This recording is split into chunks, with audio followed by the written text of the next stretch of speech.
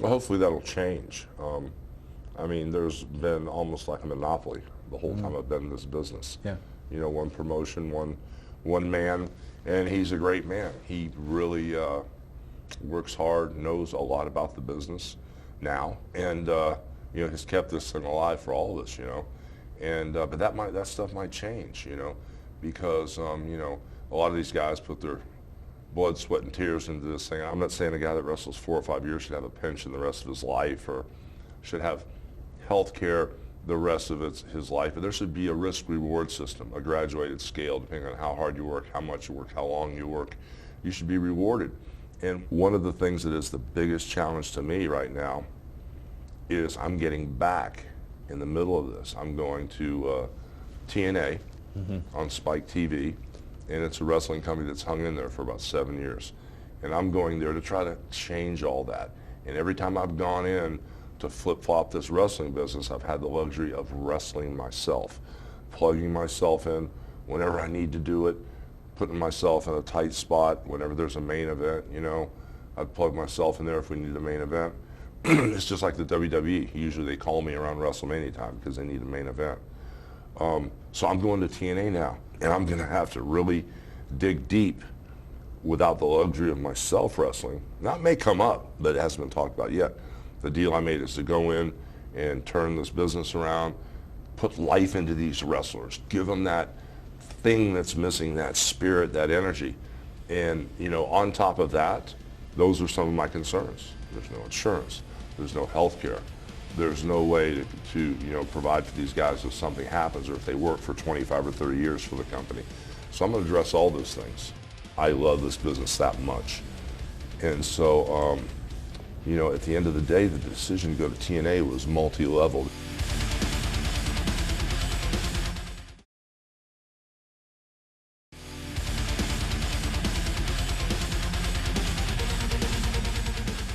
Are we ever going to see a union in professional wrestling? I don't know if we're ever going to see a union because I don't know if unions are good or bad. Sometimes they help people and sometimes they destroy deals.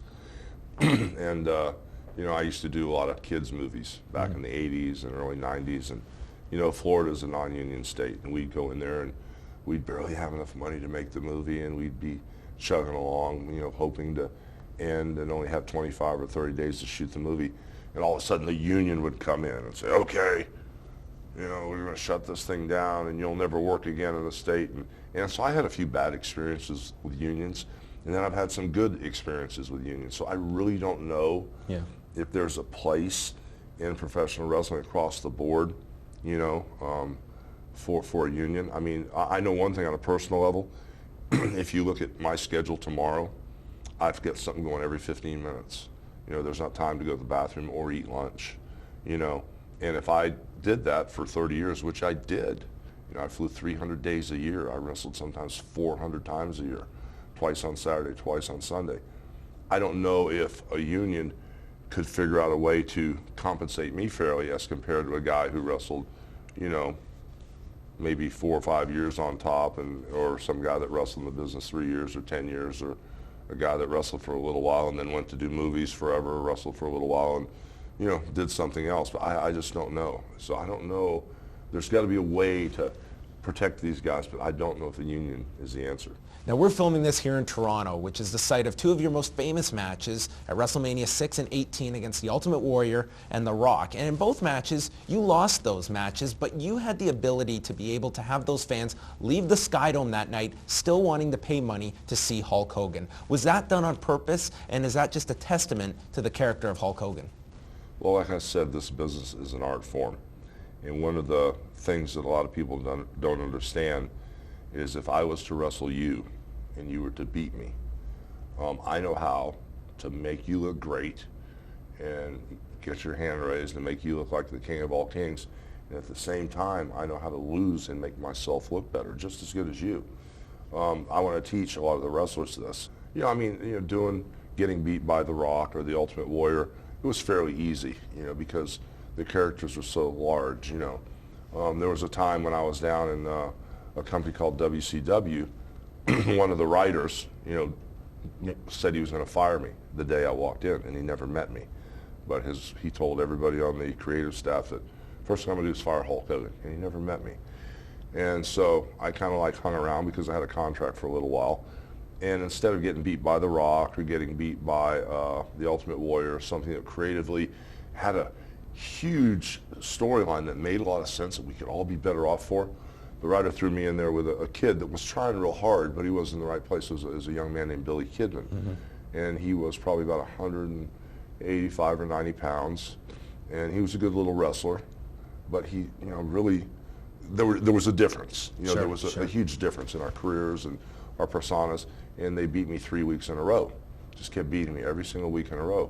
And then when it came to the pay-per-view, they had gotten real full of themselves, and the writer and Billy Kidman and his entourage of guys all came to me and, stormed my dressing room and said, even though the storyline was I was going to finally beat Billy Kidman at the pay-per-view, they all pushed real hard and said, no, he's beat you 3 times, he should beat you 4th time. And I had to say, guys, you don't understand.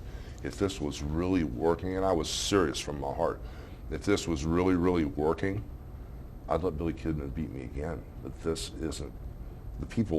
It's not working, and I can smell the cat food, and his cat food, it's not working. So you have to understand how to do that. And that's part of the art form that the guys nowadays don't know how to do. They'll beat somebody and then they'll make fun of them the next day, and one of the times when I did come back to the WWE, one of the greatest workers of all time, Shawn Michaels, I thought I was going to have this huge run with him. And we went to SummerSlam and I beat him. And I figured the next day on TV, he would say, oh my gosh, it must have been Hogan's lucky day. I had no idea that after all this time, he could still have a better day than me. All the respect in the world for Hulk Hogan. And you know what? I just need to know, was it his lucky day? Was it a fluke? Or is he a better wrestler than me? I was expecting that from a real pro and someone that was dialed into the business. And I don't know if it was the writers that were there or if it was his attitude or his demeanor. But when I was ready for that big run to have a bunch of matches, and this guy was really a great worker in the business, and the next day I heard the interview, he goes, oh boy, Hulk Hogan was so quick, and he was so young, and that leg drop, was so devastating. I went, that's what's wrong with the business, That's what's happening here, And so that's the stuff I want to kind of instill back in the wrestlers, that there's a way to create and keep creating and not destroy and keep making things better and better and better. Now, your next project is TNA Wrestling, and we know from the past you guys have talked before. In 2003, you were rumored to come into the promotion. Why now, in 2010, is Hulk Hogan putting his brand into TNA Wrestling? And conversely, wouldn't it have been easier to go back to the WWE, work a few matches a year, and not have the headaches of TNA? It's a multi-dimensional decision. It was self-serving. It's what I should do with the rest of my life. This is the second half of the game for me. This is what I love. I can walk by a ring, and when we were filming a reality show called Celebrity Championship Wrestling, I wasn't allowed to go and help the A or the B teams because it was a real competition. And the network said I wasn't allowed to watch them work out or help them. And one day I kind of slid in there and walked by the ring, and I just touched the ring, and I got goosebumps. Wow, it was like touching that ring was like touching some beautiful woman or something. It's just, I went, oh my God, this is really weird. I love this business that much. And so, at the end of the day, the decision to go to TNA was multi-leveled. It was self-serving because I'd been through the craziest couple of years, and I've been wanting to get in the wrestling business, and I had a hip replacement and a knee replacement. I had 3 back surgeries, and I had elbow surgery, and I just couldn't get my body straight, And when I started feeling good, I started thinking about it, and I started talking with a buddy of mine on the radio, and Dixie reached out again, and that part was self-serving. I wanted to go back. I wanted to get in the mix. The other part was I really feel that the fans should have a choice. I feel there should be a real choice, and I feel that the talent should have a real choice. They shouldn't be forced to work for X or Y. They should be able to really, if they're that good or if they're that hard of workers, they should be compensated and paid fairly.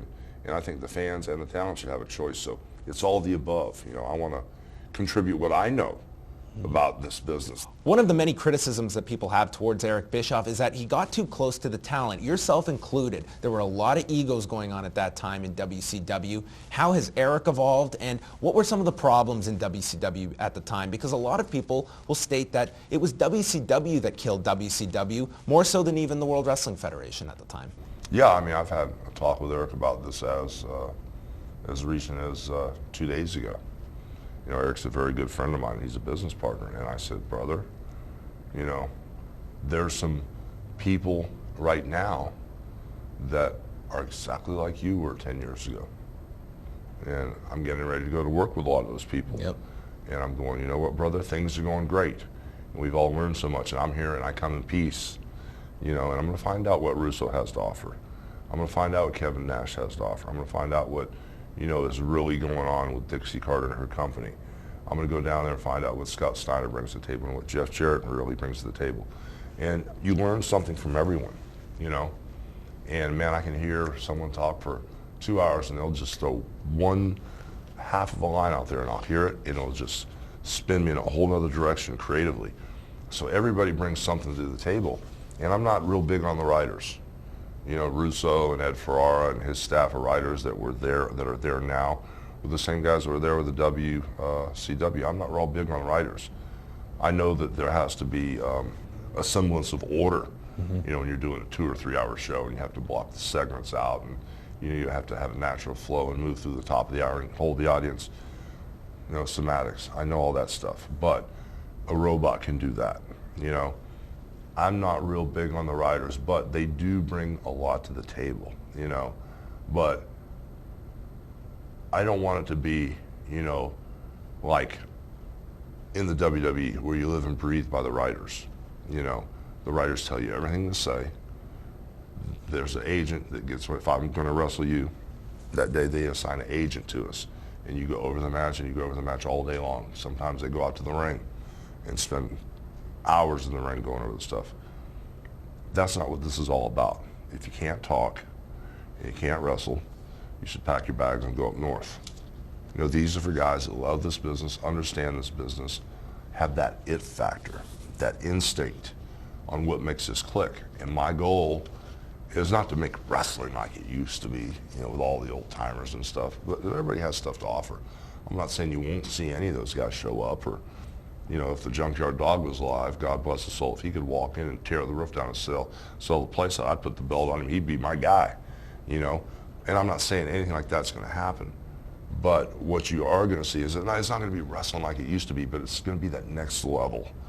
And instead of just following the writers and being robots and making the pyro bigger and making the lighting bigger and, you know, taking more tag teams and making cool T-shirts and more gimmicks to throw out in the audience and all that stuff, let's raise the level creatively. Let's raise the level with the work ethic. Let's raise the level with the manipulation of the audience and making them cheer and cry and get mad and the emotion and the drama. That's what I want to do. And if I can't do it, brother, I'll pack my stuff up and walk away. You know, and I don't know if I can do it because I've always had the safety net of putting on the red and yellow boots or putting on the black and white bad guy boots. I don't have that luxury right now, so I'm on the hot seat, you know. I'm going to give it my best shot. If the audience starts going, oh, again, Sting, you got a problem.